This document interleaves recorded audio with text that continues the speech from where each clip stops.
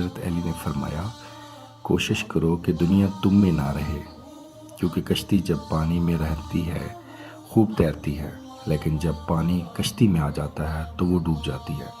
ایک عورت حضرت علی کی خدمت میں حاضر ہوئی اور عرض کرنے لگی، یا علی، میں نے زندگی میں بہت دھوکے کھائے ہیں۔ انسان باہر سے کچھ اور اندر سے کچھ ہوتے ہیں۔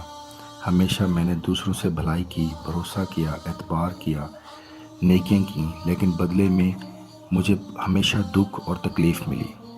حضرت علی نے فرمایا، اے عورت، یاد رکھو، جس کے ساتھ نیکی کرو اس کے شر سے بچو، اور انسان سے کی جانے والی نیکی انسان سے نہیں بلکہ انسان کے خالق اللہ پاک سے طلب کرو۔ اس عورت نے کہا، یا علی، میرا ایک اور سوال ہے۔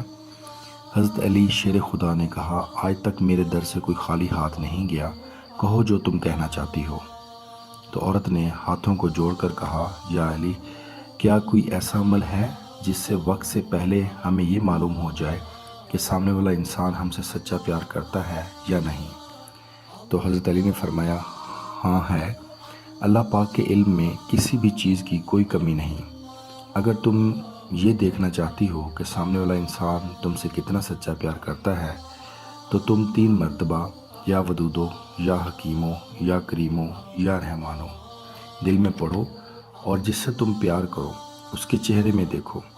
اگر سامنے والا چہرہ منحوس نظر آئے اور تمام روحوں کو ایک جگہ پہ جمع کی تھی، وہاں پر جو روحیں ایک دوسرے کے بہت نزدیک تھیں، جب وہ دنیا میں ایک دوسرے کے سامنے آتی ہیں تو محبت پیدا ہوتی ہے۔